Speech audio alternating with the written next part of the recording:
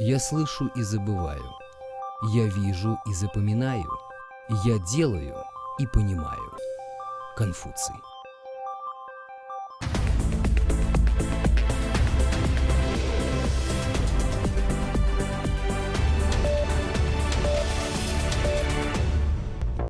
Вы смотрите новости на телеканале Ушпири. С ними вас ознакомят мои коллеги и я, Мирим Кубанычбек-Кызы. Вот наиболее значимые новости уходящего дня. Джогорку Кенеш утвердил Кубатбека Буронова на должность премьер-министра страны. Кыргызстан получит помощь от Азиатского банка развития. Что мешает нанесению дорожных разметок в городе Ош? Напряжение между странами Корейского полуострова растет.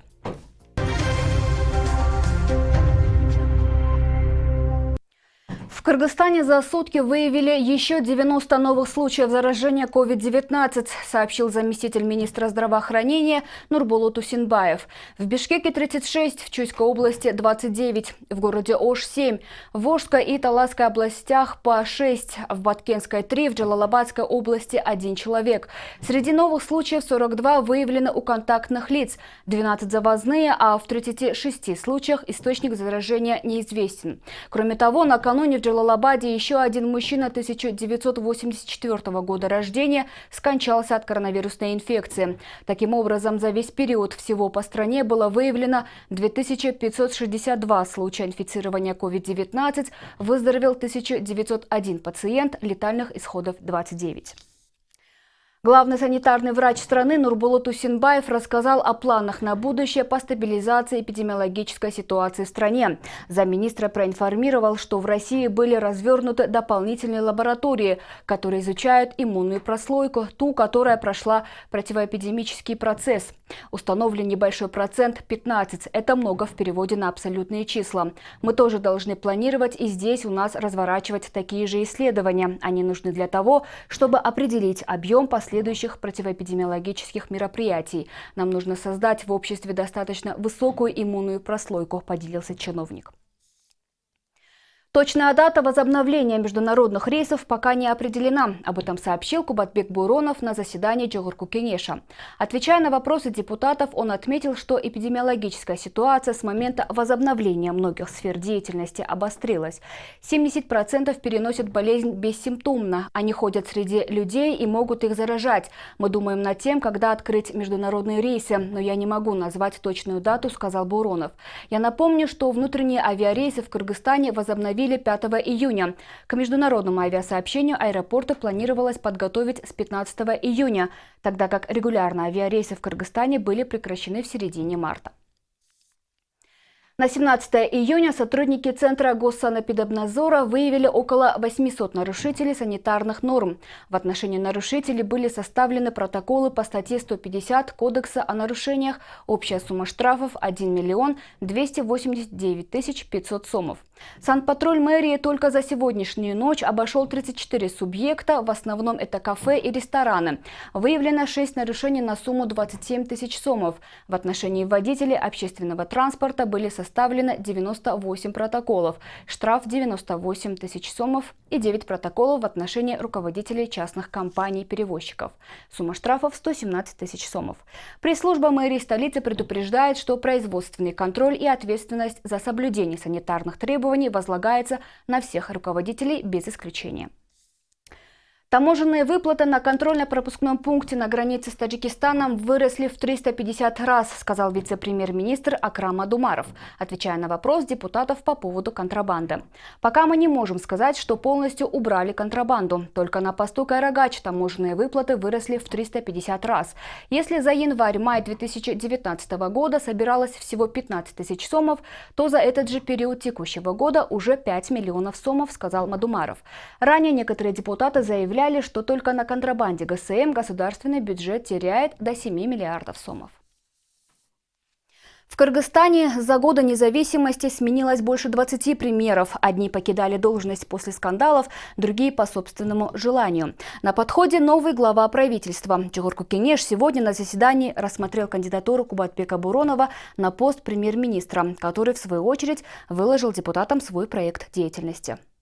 Баяндамачы катары Боронов Кубатбек Алчевич. Проект исполняющего обязанности премьер-министра страны Кубатбека Боронова, чью кандидатуру накануне единогласно одобрили все 4 фракции коалиции большинства, был представлен сегодня в Жогорку Кеңеше. Полностью сменить кабинет министров кандидат на пост премьер-министра не намерен. Он представил только 3 кандидатуры на вакантные места в правительстве. Боронов также рассказал, что продолжит исполнение ранее принятой программы правительства «Единство, доверие, созидание».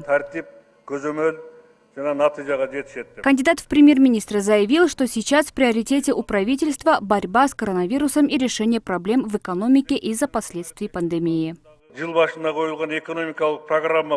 У нас была цель обеспечить реальный темп прироста ВВП не ниже 4%. По итогам 2019 года этот показатель составил 4,5%. В связи с пандемией коронавирусной инфекции экономическая активность уменьшилась ввиду временного приостановления деятельности ряда отраслей экономики. Хочу прямо сказать, моя цель заключается в восстановлении экономики страны и недопущении снижения уровня ВВП ниже прогнозируемого показателя в 5,3% до конца года. Правительство также планирует усилить экспортный потенциал, поддерживать предпринимателей и вести политику по импортозамещению. Планируется увеличение объема производства экологически чистой продукции, привлечение инвестиций и эффективное управление госимуществом. Депутаты также поинтересовались у вице-премьеров, какие проблемы они собираются решать. Недавно был разговор о том, чтобы за 100 дней наши вице-премьеры решали 100 проблем. Скажите, пожалуйста, над какими вопросами вы сейчас работаете? Так как я только приступлю к своим обязанностям, прошу дать мне немного времени, чтобы понять, какие проблемы решить.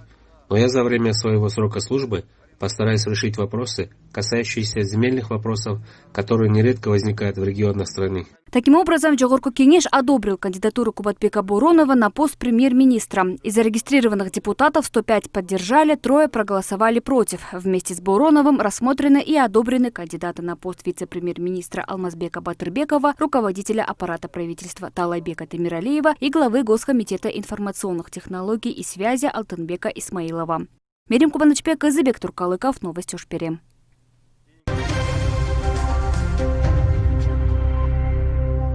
К другим темам. Азиатский банк развития предоставил пакет помощи на $20 миллионов для укрепления сектора здравоохранения Кыргызстана в борьбе с коронавирусом. Об этом сообщили в представительстве АБР в республике. Кыргызстан в Центральной Азии подвергается высокому риску воздействия пандемии COVID-19. Вместе с недавно утвержденной бюджетной поддержкой в 50 миллионов финансирования АБР усилит ответные меры страны и повысит ее устойчивость к COVID-19 и будущим пандемиям, подчеркнул вице-президент банка Ши Синчен. Финансирование АБР состоит из чрезвычайного кредита в $10 миллионов и гранта на такую же сумму. АБР также проводит совместно с программой развития ООН исследования воздействия COVID-19 на бедные и уязвимые сообщества в Кыргызстане.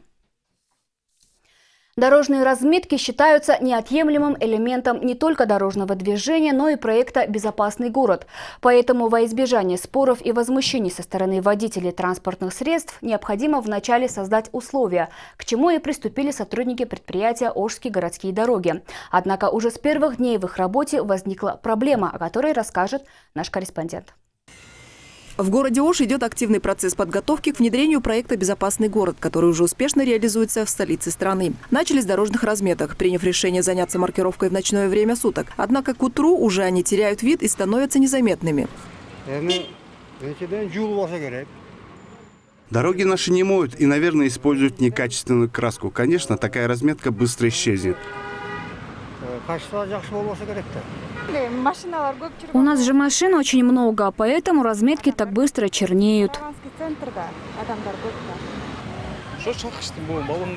Просто автомобиль начинает ездить, когда краска еще до конца не высохла. Как итог, шины оставляют на ней свои следы. Разметки же делают для водителей, для пешеходов. Они должны быть качественными.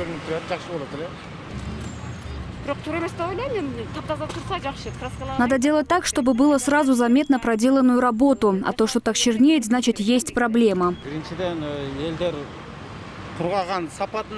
Я считаю, что это все потому, что качество используемой краски плохое. В муниципальном предприятии «Ожские городские дороги» рассказывают о том, что в этом году маркировка дорожных разметок проводится особым методом. В отличие от прошлого года, сейчас было принято решение наносить разметки пластиком холодного нанесения желтым и белым цветом. Те разметки, которые мы нанесли ночью, к утру уже почернели. Это все потому, что у нас горная местность. Соответственно, во время ветра поднимается пыль, поэтому разметки так быстро портятся. В Бишкеке, например, нет пыли, поэтому там все чисто.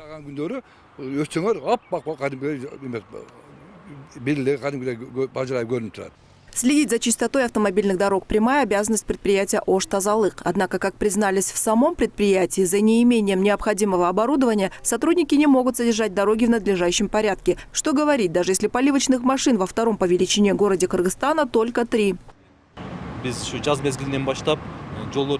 Каждое утро с наступлением весны мы начинаем промывать автомобильные дороги, потому что дороги очень пыльные. Работа начинается с раннего утра до начала автомобильного движения. Для маркировки дорожных разметок в южной столице из местного бюджета было выделено 3 миллиона 822 тысячи сомов. Учитывая масштабы расходов, необходимо, чтобы специалисты помнили, каким бы ни был новый метод хорошим, он в первую очередь должен соответствовать всем нормам и стандартам.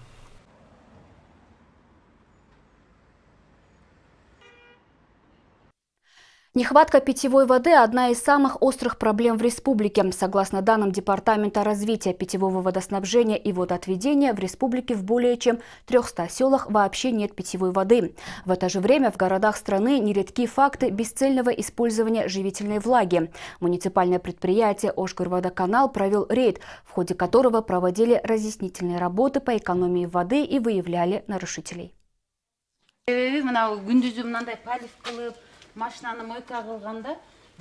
В городах по сравнению с отдаленными регионами Кыргызстана проблем с доступом к питьевой воде нет. Это сказалось на том, что многие жители южной столицы стали небрежно относиться к ресурсам живительной влаги. Особенно такое явление наблюдается с приходом весны.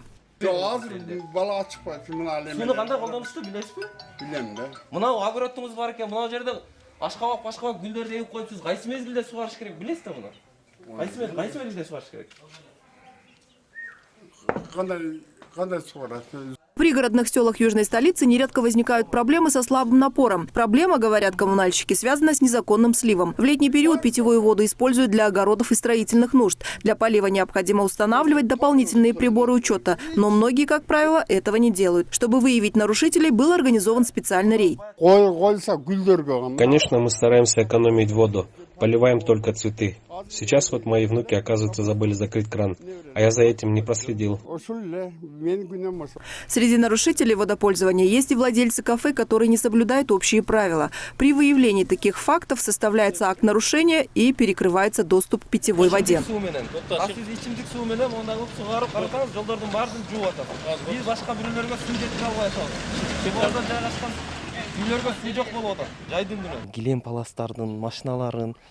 Из-за того, что горожане используют питьевую воду для стирки ковров, мойки автомобилей и полива, напор воды сильно слабеет. Мы организовали этот рейд, потому что нам поступили жалобы от жителей пригородных сел. Нарушителей правил водопользования, согласно уставу, будем наказывать. Муниципальное предприятие «Ошгорводоканал» обслуживает примерно 277 абонентов. Поэтому крайне важно, чтобы каждый из них равномерно использовал природный ресурс. Для этого были введены правила. Например, проводить поливочные работы дозволено только с 12 до 5 часов дня. И несмотря на введенные правила, только за один день было выявлено более 10 нарушителей, небрежно относящихся к бесценному источнику жизни.